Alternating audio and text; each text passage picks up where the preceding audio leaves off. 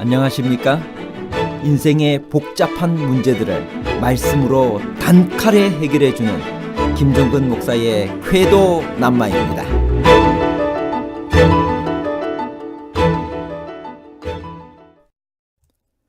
이 나쁜 누굴 닮아서 이런 짓을 하냐? 넌 왜 그렇게 조심성이 없니? 그런 행동을 하다니 너 정말 미쳤니? 왜 늦었어? 이 형편없는 녀석. 나가! 죽어라! 여러분, 이런 저주의 말을 들으면 기분이 어떤가요?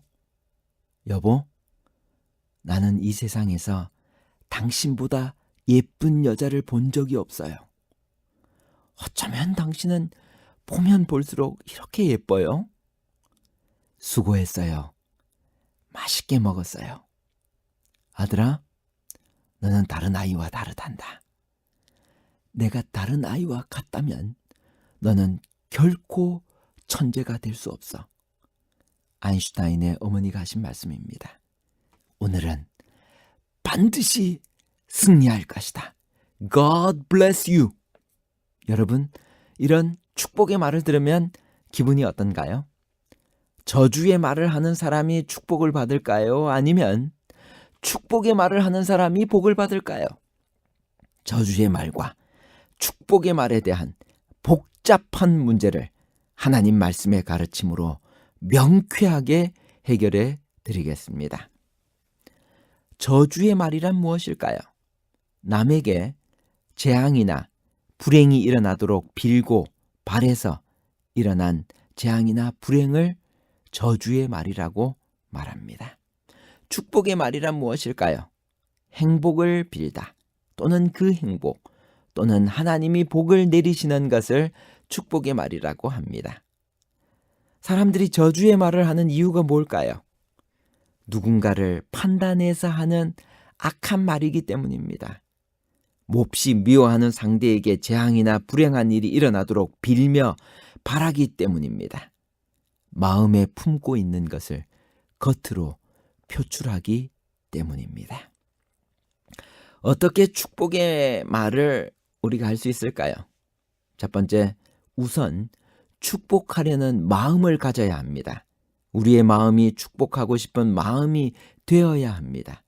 창세기 1장 28절에 하나님이 그들에게 복을 주시며 하나님이 그들에게 이르시되 생육하고 번성하여 땅에 충만하라. 두 번째, 축복하는 습관을 가져야 합니다. 세 번째, 축복하는 마음을 실천하며 살아야 합니다. 로마서 12장 14절에 너희를 박해하는 자를 축복하라. 축복하고 저주하지 말라. 네 번째, 축복하는 기도를 드려야 합니다. 민수기 6장 27절에 그들은 이같이 내 이름으로 이스라엘 자손에게 축복할지니 내가 그들에게 복을 주리라. 성경에서 저주의 말을 한 사례가 있나요? 첫 번째, 십자가에 못 박게 하소서라고 저주한 유대인들이 있습니다. 요한복음 19장 15절에 보면 그들이 소리 지르되 없이 하소서, 없이 하소서, 그를 십자가에 못 박게 하소서. 빌라도가 이르되 내가 너희 왕을 십자가에 못 박으랴. 대제사장들이 대답하되 가이사 외에는 우리에게 왕이 없나이다 하니. 두 번째, 심의의 저주의 말이 있습니다. 사무엘하 16장 5절, 7절, 13절에 있는 말씀입니다. 다윗 왕이 바후림의 이름에 거기서 사울의 친족 한 사람이 나오니 게라의 아들이요 이름은 심의라. 그가 나오면서 계속하여 저주하고 심의가 저주하는 가운데 이와 같이 말하니라. 피를 흘린 자여 사악한 자여 가거라 가거라.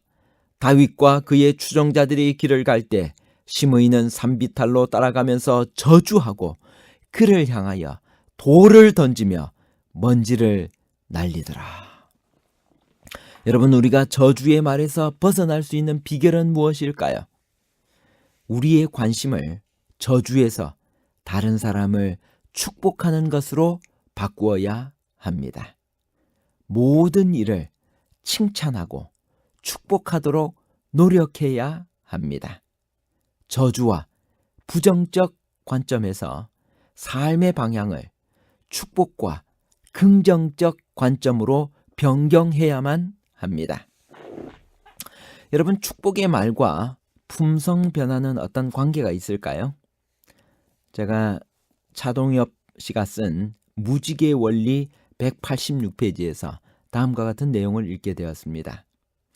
최근 신경의학계에서는 뇌 속의 언어 중추 신경이 모든 신경계를 지배하고 있다는 것을 발견하고 이것을 정설로 받아들이고 있습니다.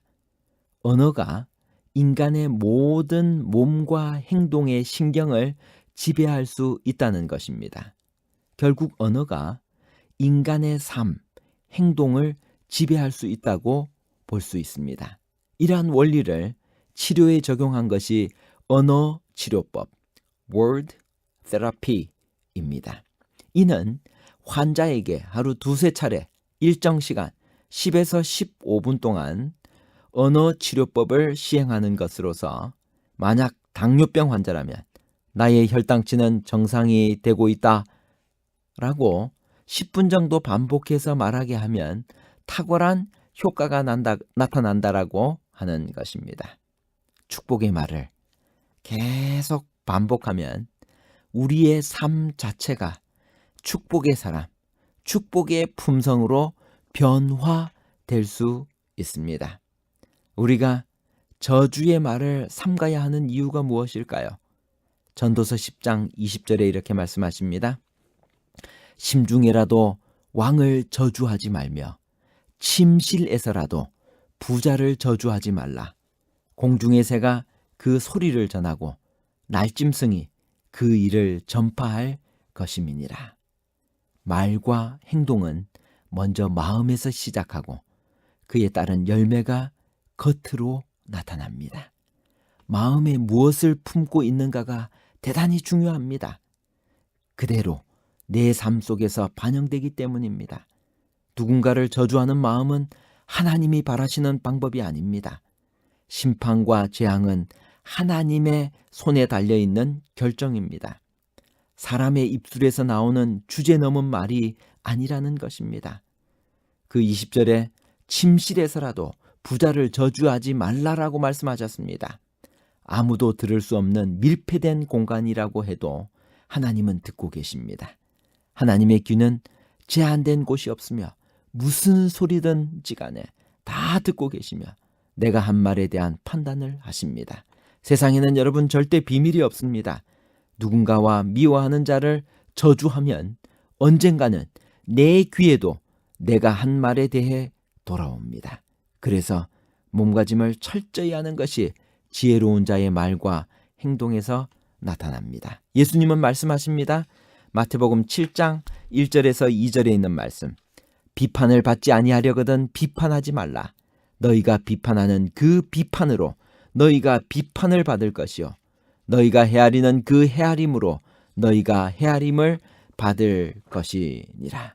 우리는 축복의 말을 해야 됩니다. 창세기 12장 3절에 너를 축복하는 자에게는 내가 복을 내리고 너를 저주하는 자에게는 내가 저주하리니 땅의 모든 족속이 너로 말미암아 복을 얻을 것이라 하신지라. 잠언 29장 20절 내가 언어에 조급한 사람을 보느냐 그보다 미련한 자에게 오히려 바랄 것이 있느니라. 교육 236페이지. 언어를 사용하는 일에 있어서 노소를 물론하고 범하기 쉬운 가장 큰 과오는 경솔하고 참을성 없는 말이다. 결론입니다. 첫 번째, 성경은 저주의 말을 금하고 있습니다. 전도서 10장 20절. 심중에라도 왕을 저주하지 말며 침실에서라도 부자를 저주하지 말라.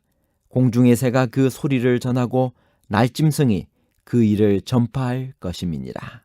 두 번째, 예수님은 비판을 받지 아니하려거든 비판하지 말라고 말씀하십니다. 마태복음 7장 1절에서 2절.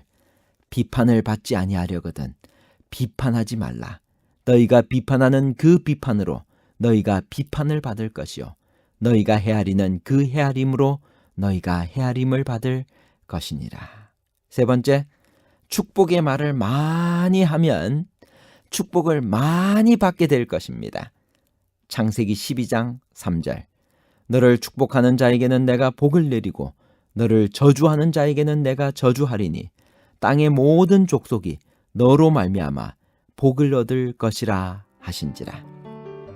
말은 생명에서 생명에 이르게 하는 향기도 사망에서 사망에 이르게 하는 악취도 될 수 있습니다.